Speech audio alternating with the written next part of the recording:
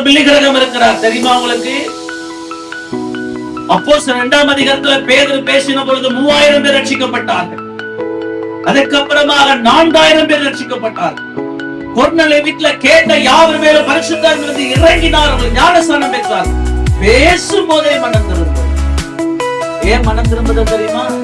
அவன் முதலாக தேவனை பார்க்கும் போது சொன்னார், என்ன மனுஷங்க? ஹலோ, நான் யார் மனுஷங்க? பாவியான மனிதனை விட்டு போய்விட்டோம். ஆண்டவர் சொன்னார், இந்த மனுஷன் எவன் தன்னை பாவி என்று உணர்கிறானோ அவனை கர்த்தர் அழைப்பிலே நிறுத்தி வரங்களிலே பயன்படுத்துகிறார்.